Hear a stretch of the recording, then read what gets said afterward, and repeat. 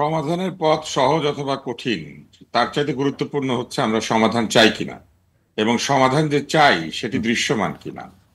যে বিষয়টি নিয়ে সকলে আপত্তি করছেন সেটি হচ্ছে এই যে চেষ্টাটা দৃশ্যমান না। এই চেষ্টাটা দৃশ্যমান হলে এই মবের ঘটনা অনেক কমে যেত। যদিও বলা হচ্ছে যে বহু বছর ধরে এই মবের ঘটনা ঘটছে, এই কথা সত্যি।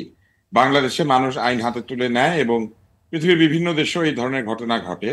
তবে যেটি অ্যালার্মিং সেটি হচ্ছে যে 2024 সালে গত 10 বছরের মধ্যে সবচেয়ে বেশি এই ধরনের ঘটনা ঘটেছে। এবং এর আগের 9 বছরে অর্থাৎ 2023 সাল পর্যন্ত, 2015 থেকে 2023 সাল পর্যন্ত সর্বোচ্চ এই ধরনের ঘটনার সংখ্যা ছিল 114।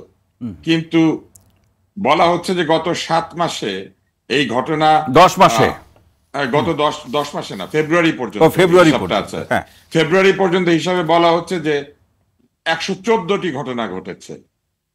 এই 114 এবং আমার কাছে যে তথ্য আছে সেটা গত 10 মাস, এটা তো ফেব্রুয়ারি পর্যন্ত আপনি বললেন, একেবারে চলতি মাস পর্যন্ত 174টি ঘটনা ঘটেছে। এই যে 174টি গত 10 মাসে, এটি হচ্ছে গত 10 বছরের মধ্যে সর্বোচ্চ সংখ্যা, কিন্তু বছর এখনো শেষ হয় নাই। তার মানে তো এটা বেড়েছে, এবং এই যে বেড়েছে, এই বাড়ার বিষয়টি হচ্ছে অ্যালার্মিং। এটা কমার কথা ছিল, কেননা আমরা একটি উন্নত শাসন ব্যবস্থা, নতুন বন্দোবস্ত, মানুষের অধিকার নিশ্চিত করা, এই কথাগুলি শুনেছি। আন্দোলনের প্রতিশ্রুতি তো এইটাই, এবং সেই প্রতিশ্রুতি থেকে আমরা সরে এসেছি। বিচার বহির্ভূত হত্যাকাণ্ডের বিষয়টি নিয়ে কিন্তু ডয়েশ ভেল রিপোর্ট করেছে, এবং সেইখানে তারা যেটি বলেছে, বিচার বহির্ভূত হত্যাকাণ্ড কিন্তু শুধুমাত্র গুলিতে হত্যা করা নয় বা ক্রস ফায়ার নয়, হেফাজতের মৃত্যুও কিন্তু বিচার বহির্ভূত হত্যাকাণ্ড। বিচার হয় নাই, কিন্তু আপনি নিরাপত্তা হেফাজতে কিংবা পুলিশি হেফাজতে আপনি মৃত্যুবরণ করলেন। এবং এই 2024 সালের 12 মাসে গিয়েছে 21 জন, 2025-এর প্রথম 5 মাসে গিয়েছেন 20 জন। এই গত 5 মাসে এই ধরনের মানে বোঝা যাচ্ছে না কি কারণে মৃত্যু হয়েছে। এই ধরনের মৃত্যু হেফাজতে এবং ক্রস ফায়ারে মোট 20 জন। জি তুষার ভাই, সেই পরিসংখ্যান যখন আছে তখন দৃষ্টান্তমূলক সাজা বলতে আসলে আমরা কি বুঝবো, বা কোন সাজাকে আমরা এই মব বন্ধ করার জন্য দৃষ্টান্তমূলক শাস্তি হিসাবে ধরতে পারি? আইনের আওতায় যে শাস্তি আইন অ্যালাউ করে সেটাই দৃষ্টান্ত। সকল শাস্তিই তো দৃষ্টান্তমূলক শাস্তি। যখন কাউকে কানে ধরে উঠবস করানো হয়, এটাও কিন্তু একটা দৃষ্টান্ত যে এই অপরাধের জন্য কানে ধরে উঠবস হতে পারে।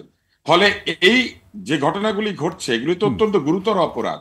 মানুষের জীবন কেড়ে নেওয়া, মানুষকে অন্যায়ভাবে লাঞ্ছিত করা, মানুষকে জোরপূর্বক চাপ সৃষ্টি করে তাকে কোনো কিছুতে স্বীকারোক্তি আদায় করা, অথবা জোরপূর্বক তাকে প্রহার কিংবা অন্য কোনো ধরনের শারীরিক আক্রমণ করা, এইগুলি তো অপরাধ।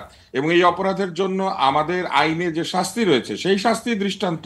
সেটাই দৃষ্টান্ত মনে করছেন। রাজনৈতিক যে দলের দায় বা রাজনীতির যে দায় সেটি যথাযথভাবে পালন হচ্ছে, সেটি কি মনে করতে পারেন, বা সেরকম পরিস্থিতি আছে? সকলে তাদের রাজনৈতিক দায় সঠিকভাবে পালন করছেন না। এখানে বিএনপির একজন নেত্রী আছেন, আমি বলতে চাই যে তাদের দল কিন্তু পুরোটা সময় জুড়েই মবের বিরোধিতা করেছে এবং মবকে সমর্থন করে নাই, এবং তারা কিন্তু একাধিক লোককে বহিষ্কার করেছে। কিন্তু আমরা অন্যান্য দলকে দেখতে পাচ্ছি তারা কারণ দর্শাতে বলে, কিন্তু কি কারণ দর্শানো হয়েছে সেটা আমরা জানতেও পারি না, এবং কাউকে বহিষ্কার করার কোনো নতিজাও আমরা দেখতে পাই না।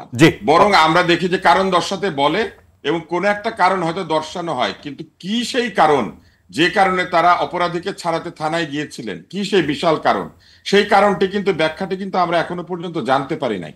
যদি আমরা জানতে পারতাম তাহলে হয়তো আমরা সন্তুষ্ট হতাম, কিন্তু সেটা আমরা দেখতে পাচ্ছি না। ফলে সকল দলের মধ্যে সমপরিমাণ রাজনৈতিক সদিচ্ছা নাই।